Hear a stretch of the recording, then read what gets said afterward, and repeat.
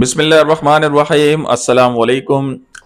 आज फिर मार्केट की एक न्यू अपडेट आप लोगों के सामने लेकर आ रहा हूं और जो अभी मुझे एक ट्विटर हैंडलर पेज से जो है वो पता लगी तो मैंने कहा मैं आप लोगों के साथ भी शेयर करूं। अमेरिका के एक इन्वेस्टर हैं माइकल बरी के नाम से। उन्होंने 2008 में एक मार्केट को हाउसिंग क्रैश के नाम से जो है वो प्रिडिक्ट किया था और उस वक्त मार्केट ने जो है वो बहुत बुरी तरीके से स्टॉक मार्केट ने यूएस स्टॉक मार्केट ने क्रैश लिया था। अब उन्होंने दोबारा से इस मार्केट को एक नया नाम दिया है और उन्होंने इसे कहा है द बिग शॉर्ट के नाम से। द बिग शॉर्ट का मतलब यह हुआ कि मार्केट जो है वो बुरी तरीके से गिरने वाली है। अब उन्होंने ये बातें क्यों कही, उनका कहने का मकसद क्या था, वो सारी की सारी चीजें जो है मैं आप लोगों को आज उनके जो पॉइंट्स हैं वो मैं आप लोगों के साथ बताता हूं, आपसे डिस्कस करता हूं।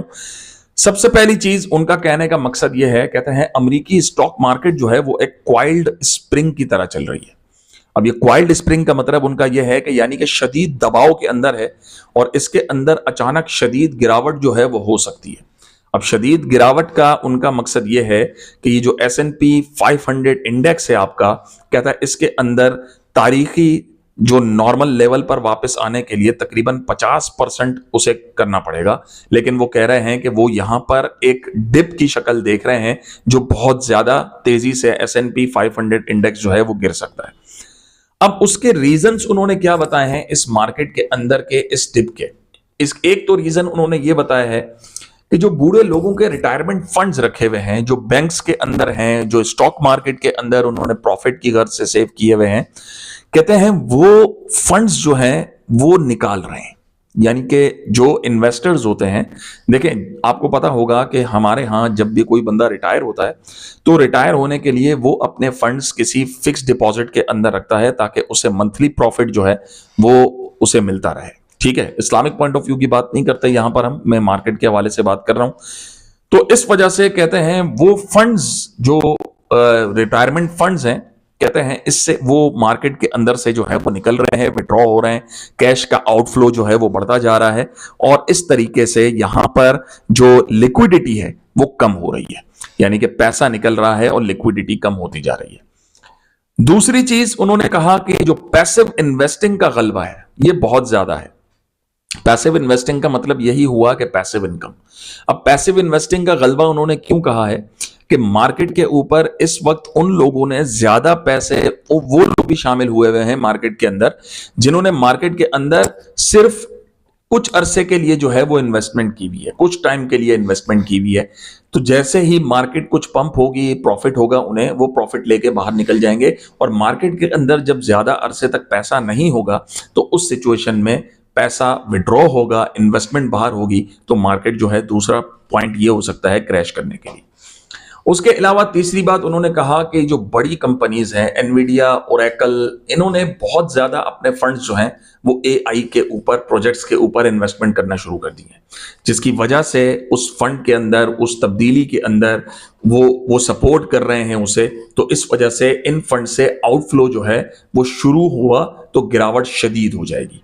यानी कि वो इस तरफ अगर वो जाएंगे तो जाहिर बात है उन्हें फंड्स की जरूरत होगी एआई को सपोर्ट करने के लिए, तो वो अपने फंड्स विड्रॉ करेंगे और इस सिचुएशन के अंदर उनकी मार्केट जो है वो बुरी तरीके से गिर सकती है।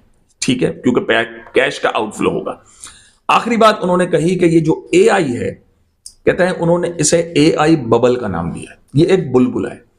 अब बुलबुले का मतलब आपको पता होगा कि बुलबुले का मतलब हुआ मार्केट जितनी तेजी से ये बढ़ती जा रही है ना, ये एक फेक पंप दिखाती जा रही है, क्योंकि जैसे उन्होंने कहा कि लिक्विडिटी कम हो रही है और पैसिव इन्वेस्टिंग में इजाफा है तो वो कभी भी यहां से निकल सकती है और एआई की तरफ इन बड़ी इन्वेस्टिंग कंपनीज का रुझान जो है तो उन्हें वो उस पैसे की जरूरत पड़ सकती है।